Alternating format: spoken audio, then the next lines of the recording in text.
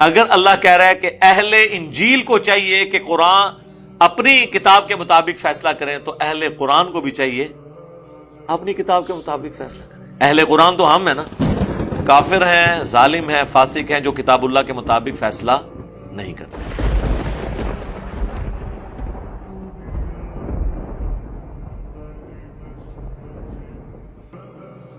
اِنَّا أَنزَلْنَا التَّوْرَاةَ، بے شک ہم نے ہی نازل کی تھی تورات، فیہا ھدی ونور، اس میں ہدایت اور نور تھا، یحکم بہا النبیون الذین اسلموا، اسی کے مطابق حکم دیتے تھے انبیاء کرام جو ہمارے تابع فرمان تھے، سر تسلیم خم کرنے والے تھے ہمارے سامنے، للذین ہادوا، یہودیوں کو، والربانیون، اور جو ربانی اللہ والے لوگ تھے، آج کے دور میں آپ کہہ لیں ماڈرن صوفیاء، والاحبار، اور جو راہب تھے، جو علماء تھے۔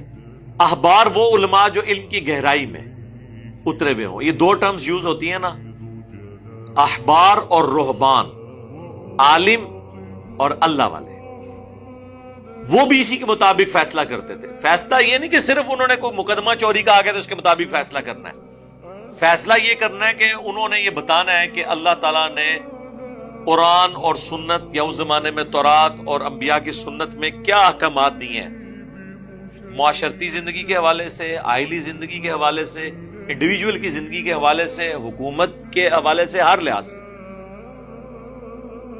بِمَسْتُحْفِظُوا مِن کتاب اللہ، بسبب اس کے کہ وہ علماء اور اللہ والے محافظ بنائے گئے تھے اللہ کی کتاب کے، وَكَانُوا عَلَيْهِ شُهَدَاءَ، اور وہ اس پر گواہ بھی تھے، گواہی بھی دیتے تھے کہ وہی ہم چیمپئن ہیں جی، ہم اس کتاب کے ماننے والے ہیں۔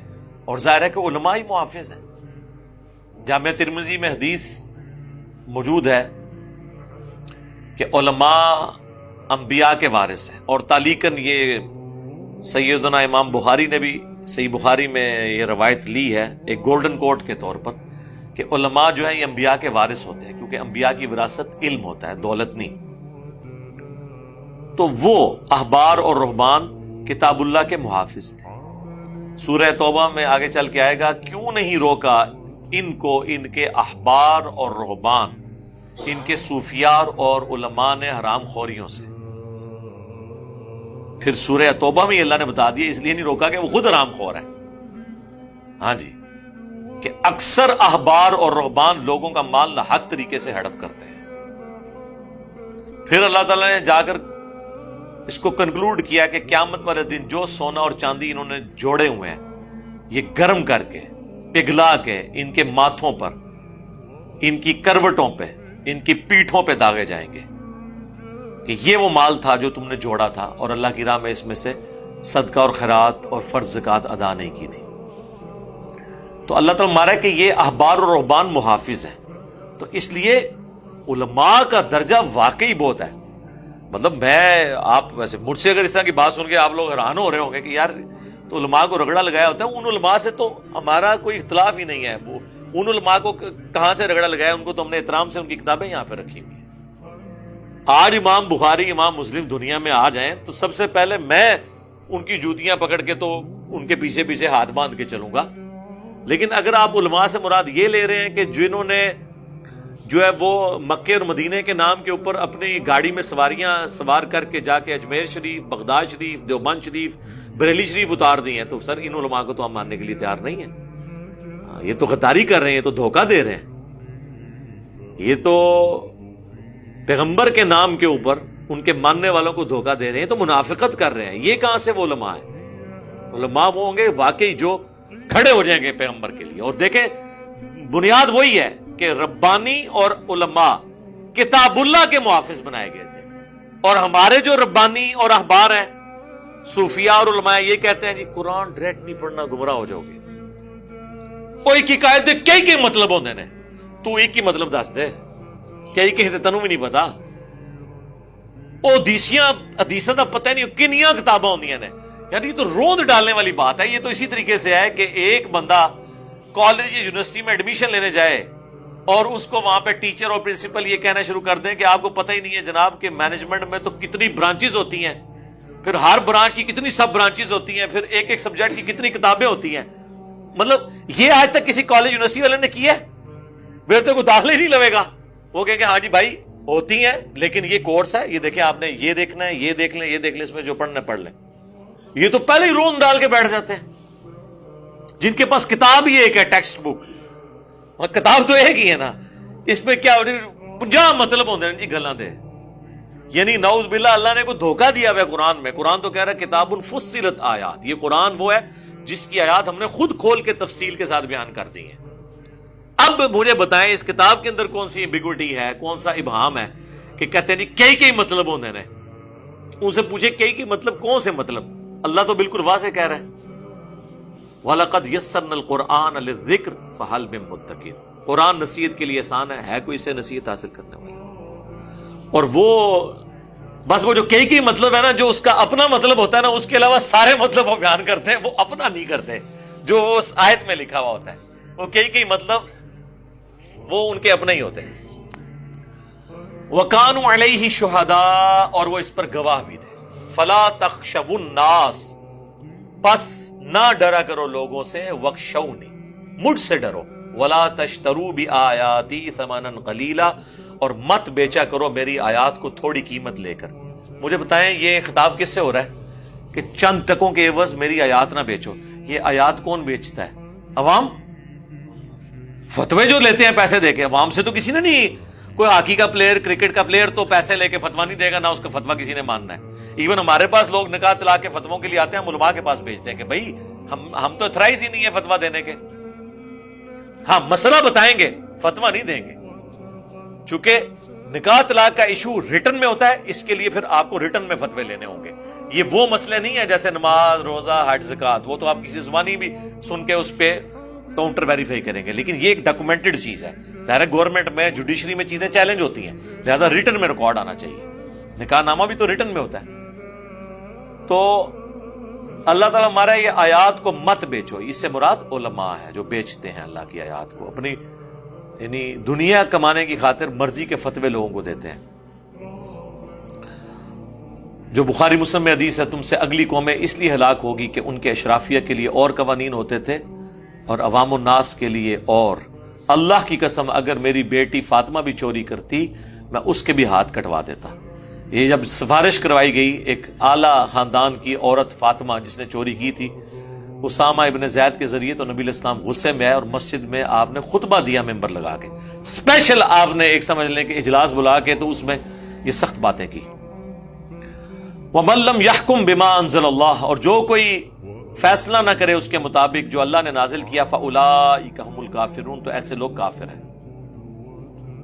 تو یہ آپ دیکھ لیں، یہ انڈیویجول سے لے کر گورنمنٹ لیول تک سب جگہ ہے. یہ اس سے مراد صرف اسلامی سزائیں نہیں ہیں، وہ اس کا ایک جز نہیں ہے. اصل تو اپنے اوپر ہے. یہاں پہ لوگ آتے ہیں اسلامی نظام بروشر تقسیم کر رہے ہیں، ہم انہیں کہتے ہیں میرے بھائی نماز آتی ہے آپ کو؟ نماز ذرا سنائیں، قرآن ترجمے سے پڑھا ہے؟ نہیں، وہ سلیبس لے کے چل رہے ہیں. آپ نے اپنے آپ کے اوپر ہی اسلام کو نافذ نہیں کیا، آپ خود اسلام کو پریکٹس کرنے کے لیے شرمندگی محسوس کر رہے ہیں. آپ لوگوں کو کس اسلامی نظام کی طرف بلا رہے ہیں؟ اور میرا خیال ہے عمران خان صاحب کی حکومت نے تو لوگوں کے وہم نکال دیے ہیں. ہاں، کیونکہ وہ کہتے تھے جب اوپر ٹیم لیڈر صحیح ہو نا، نیچے سارے صحیح ہو جاتے ہیں. عمران خان صاحب نے پریکٹیکلی شہید ہو کے یہ ثابت کر دیا ہے، سیاسی شہید ہو کے، کہ اوپر صحیح آنے سے کچھ بھی صحیح نہیں ہوتا، خراب ضرور ہو جاتا ہے جب تک سسٹم جو ہے وہ ٹھیک نہ ہو. تو میرا خیال ہے پاکستانی قوم نے تو اس نظام اور خلافت کی جو تبدیلی ہے اس کا مزہ چکھ لیا. یہ باتیں ہم زبانی کرتے تھے، کسی کو یقین نہیں آتی تھی، اب دیکھ لیں پریکٹیکلی سامنے آ چکی ہیں. وَكَتَبْنَا عَلَيْهِمْ، اور ہم نے اسی کتاب میں ان کی شریعت میں لکھ دیا تھا، فِيهَا، اس میں، أَنَّ النَّفْسَ بِالنَّفْسِ، یہ دیکھ لیں شریعہ کام ہے کہ جان کے بدلے جان ہوگی، یعنی جس نے قتل کیا اس کے بدلے میں اسے قتل کیا جائے گا. ہاں ورثہ معاف کر دیں یا وہ دیت لے کے چھوڑ دیں، وہ الگ معاملہ. وَالْعَيْنَ بِالْعَيْنِ، آنکھ کے بدلے آنکھ، اگر کسی نے آنکھ نکالی اس کے بدلے میں اس کی آنکھ نکالی جائے گی. وَالْأَنْفَ بِالْأَنْفِ، ناک کے بدلے ناک کاٹا جائے گا. وَالْأُذُنَ بِالْأُذُنِ، اور کان کے بدلے کان کاٹا جائے گا. وَالسِّنَّ بِالسِّنِّ، اور دانت کے بدلے دانت. یہ ظاہر ہے اس وقت فزیکل لڑائیوں میں ہوتا تھا, کسی کو مارا ہے آپ نے, اس کا دانت نکل گیا تو اس کے مقابلے میں اس کا دانت بھی نکالا جائے گا, الا یہ کہ وہ معاف کر دے.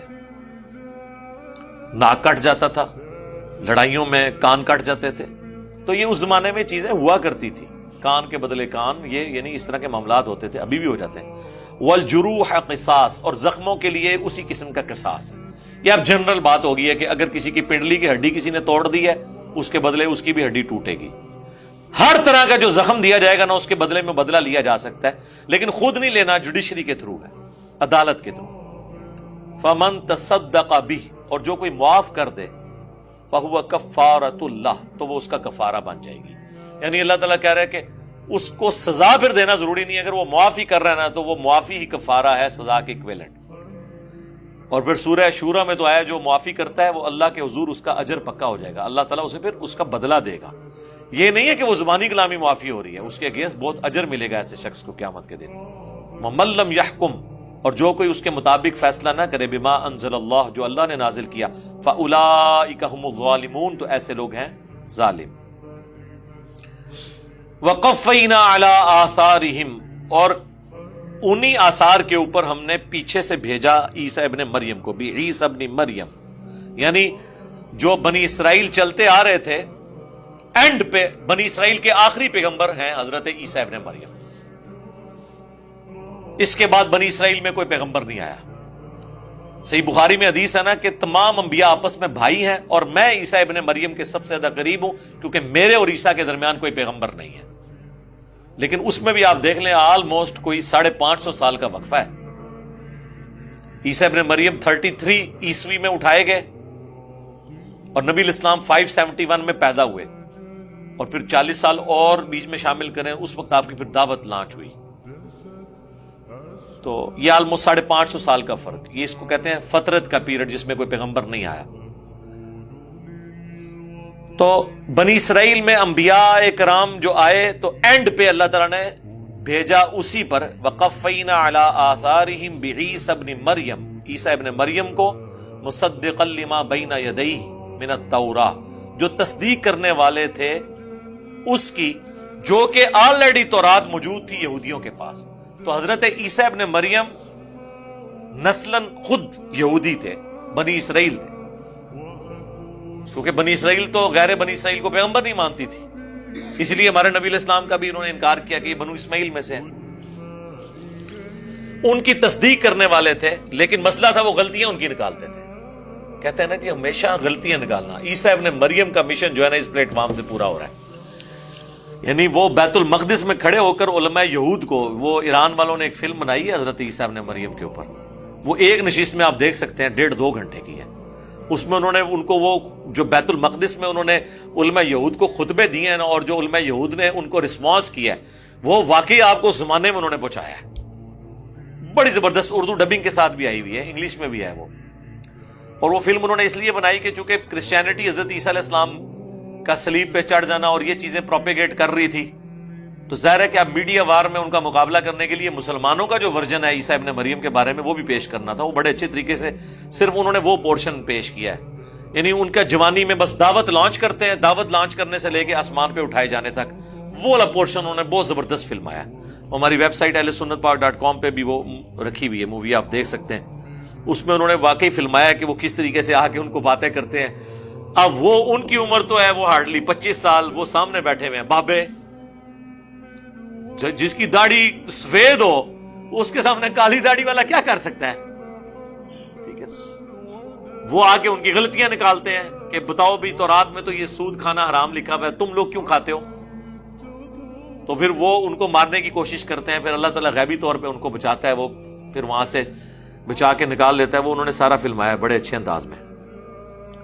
حالانکہ عیسیٰ ابن مریم تورات کی تصدیق کر رہے تھے. وَآتَيْنَاهُ الْإِنْجِيلَ, ہم نے انہیں انجیل دی, فِيهِ هُدًى وَنُورٌ, جس میں ہدایت بھی تھی اور نور بھی. وَمُصَدِّقًا لِمَا بَيْنَ يَدَيْهِ, اور وہ تصدیق کرنے والی تھی جو ان کے پاس پہلے موجود تھا, من التوراۃ, تورات میں سے, وَهُدًى, اور وہ ہدایت تھی, وَمَوْعِظَةً لِلْمُتَّقِينَ, اور وہ پرہیزگاروں کے لیے نصیحت. ہدایت اور نور, یعنی ایک تو اللہ کی طرف سے ہدایت آئی, ان لوگوں کے لیے جن کے پاس یہ کتاب آئی، اور پھر یہ نور بھی ہے کہ جب تک لوگ اس کتاب کو پڑھیں گے اس سے ہدایت حاصل کریں گے۔ لیکن چونکہ اب وہ ٹیمپر ہوئی ہیں تو وہ اللہ تعالیٰ نے پھر آگے قرآن کا بھی ذکر کیا ہے۔ تورات کا ذکر ہے، قرآن کا ذکر بعد میں آئے گا، پہلے اولڈ ٹیسٹمنٹ کا ذکر، پھر یہ انجیل نیو ٹیسٹمنٹ کا، پھر آگے قرآن کا آئے گا۔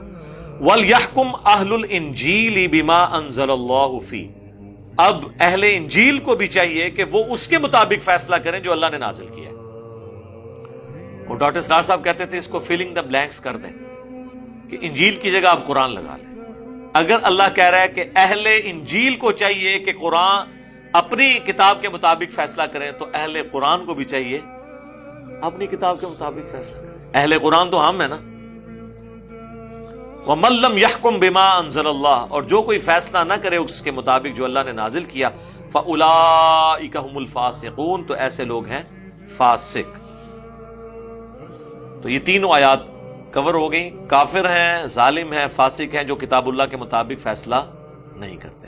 اس میں یہود و نصارہ کو بیسیکلی یہ بھی اللہ تعالیٰ نے تنبیہ کی کہ تمہاری کتابوں کا تقاضا یہ تھا کہ تمہاری کتابوں کا پریکٹیکلی مصداق بن کے نبی علیہ السلام اور قرآن آیا ہے، ان پہ ایمان لانا بھی تمہارے کتاب پر عمل کرنا ہی